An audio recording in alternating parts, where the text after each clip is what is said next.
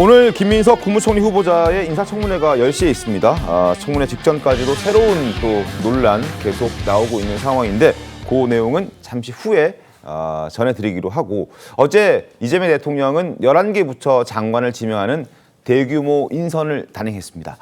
인선 곳곳에서 이례적인 내용도 많아서 파격 인선이라는 평가도 나오고 있는데요. 어떤 일무들이 있는지 화면부터 보겠습니다.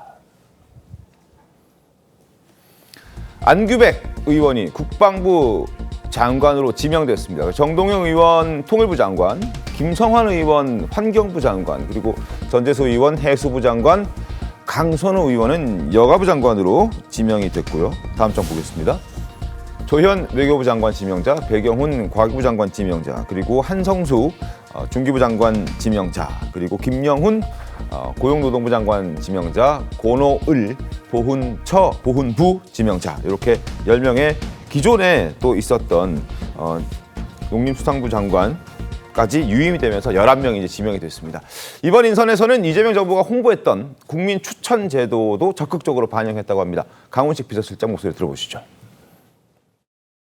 오늘 발표한 장관 후보자의 일부는 국민 추천제의 추천 인물 리스트에도 포함되어 있습니다. 조현, 정동영, 안규백, 권오을, 송미령, 김성환, 김영훈, 강선우, 전재수, 한송숙 후보자 지명에는 공익을 위해 일해줄 것을 바라는 국민의 여망이 함께하고 있습니다. 자, 이 중에서 눈에 띄는 사람들이 몇몇 있습니다. 먼저 국방부 장관으로 지명된 안규백 의원인데요. 안규백 의원이 임명된다면 무려 64년 만에 군 장성 출신이 아닌 민간인 출신 국방부 장관이 탄생을 하게 되는 겁니다. 정동맨과 함께 신문 자세하게 읽어보겠습니다. 네, 조선일보 사설입니다. 제목은 64년 만에 민간 국방장관에 대한 기대와 우려입니다. 이재명 대통령이 23일 국방장관 후보자로 민주당 5선인 안규백 의원을 지명했다. 비군인 출신인 안 후보자가 임명되면 5.16 이후 64년 만에 첫 문민 국방장관이 된다. 그동안 군 출신이 국방장관을 맡은 것은 분단 상황과 무관치 않다. 국방장관은 군인사, 행정권뿐 아니라 작전지휘권도 갖고 있다. 유사시 합참의장과 육해공 참모총장을 지휘해야 한다. 안 후보자가 국회 국방위를 오래 경험해 군 내부를 잘 안다고 해도 군 작전을 잘 알 수는 없다. 부대를 직접 지휘, 통솔한 경험도 없다. 지금 국군은 핵으로 무장한 북한군 110만 명과 대치하고 있다. 천안함 폭침, 연평도 포격 공격 등 북도발도 끊임없다. 일반 국민으로선 군 경험이 없는 국방장관 후보자에 대한 걱정도 할 수밖에 없다. 그야말로 파격 인사입니다. 64년 만에 민간인 국방장관이 탄생할 수 있다라는 부분, 굉장한 파격이죠. 64년이나 걸렸다고 하니까.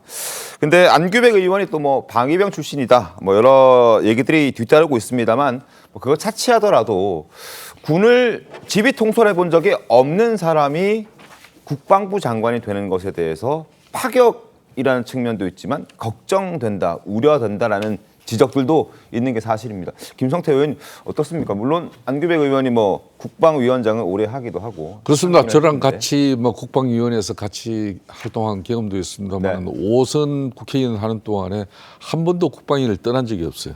그러니까 이제 군은 이제 방위병으로서 이제 22개월 군복무를 마쳤습니다만, 네. 상당히 이제 민간인이라 그러지만 그래도 국회에서 군을 또 전체 5년 동안 뒤다봤기 때문에, 네. 군의 작전이라든지 체계라든지 또 군 인사 조직 이런 부분에 대해서 흔하게 깨뚫어 보고 있다. 이 안규백 의원을 갖다 국방위원장을 한 것은 한 3가지 이유입니다. 첫째는, 네. 그래도 뭐 상당히 그 안정적으로, 네. 군을 이해하면서 쉽게 말하면 작년 12.3 비상계엄 이 내란이라는 민주당 입장에서 이재명 대통령이 이 내란을 군에서 완전히 걷어내기 위한 그런 특단의 각오. 네. 이걸 이제 안규백 이제 위원장을 통해서 이제 한번 보겠다는 거고, 두 번째는 이제 자신을 갖다가 가장, 원래 이 안규백 의원은 정치적으로는 정세균 전 의원 그쪽의 사람입니다. 네네. 그런데 이제 정세균 의원 퇴장 이후에 이재명 이제 대통령 만들기, 당대표 만들기에 앞장섰던 사람인데 내 사람 확실히 챙긴다는 걸 이번 인사를 통해서 보여줬고, 뭐 세 번째로는 이제 저분 같은 경우는 이제 국회에서 네. 국방위에서 인사청문회가 원만하게 이제 통과될 그 그럴 청문 가능성. 동의가 쉽게 이루어질 수 있습니다. 그런 측면에서 뭐 적임자라고 인사를 했기 때문에 또 뭐 야당 입장에서도 안규백 의원 가지고는 크게 시비를 걸 행태는 못 되고 있습니다. 다만 개인적으로 이제 좀 잘 아십니까? 저도 개인적으로도 아주 잘합니다. 성격이 합리적이고 네. 상당히 객관적이면서도 네. 좀 뭐 이 친화력이 좋아요. 그렇기 때문에 그렇게 뾰족하고 몰아가지고 다른 사람에게 상처를 주는 그런 사람은 아니에요. 그러니까 민주당 인사 중에서는 대체로 그래도 양호한 편이에요. 양호한 편입니다. 어떻습니까? 국민의힘 인사청문위원들이 김성태 전 의원님 같으면 딱 좋을 것 같은데라는 생각을 해보는데요.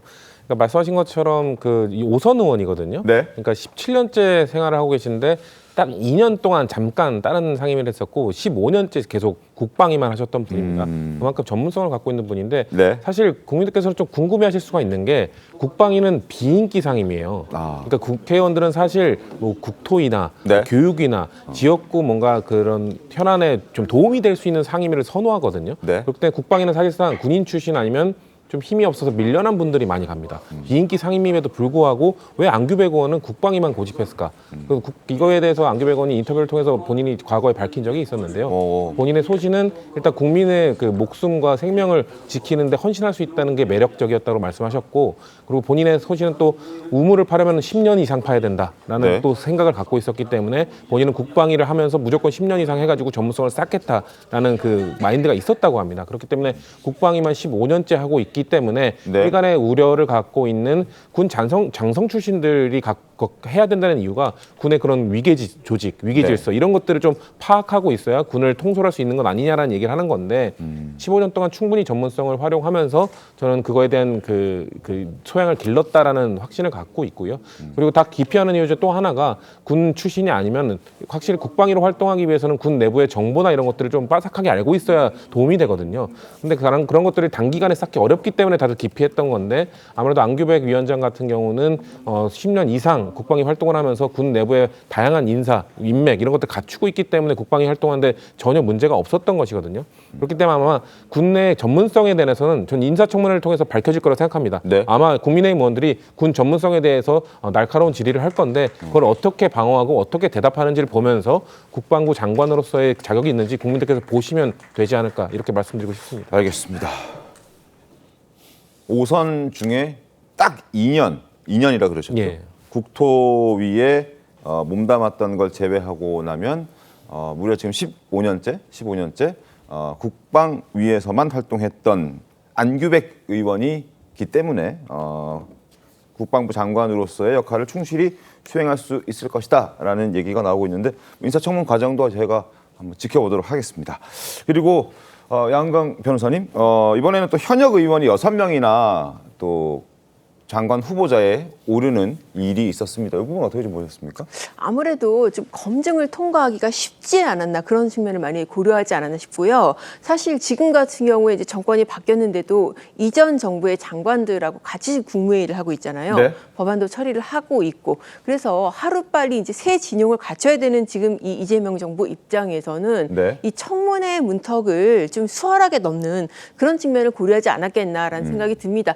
이제 지난 정부랑 비교를 해보면은 제가 이제 떠오르는 인사가 과거 이제 그 초대 그 복지부 장관으로 그런 정호영 교수 같은 네. 경우에 깜짝 인선으로 굉장히 이제 뭐 화제가 됐었는데 아무래도 검증을 거치지 않은 인사다 보니까는 검증 과정에서 무슨 농지법 위반이니 이런저런 뭐 비위 사실들이 나오고 그렇게 되면은 또 이제 낙마가 되게 되면 이제 국정 동력이 떨어지고 그런 측면들을 고려해서 조금 그 청문회 문턱을 고려한 이번 인사가 아니었나 싶습니다. 알겠습니다.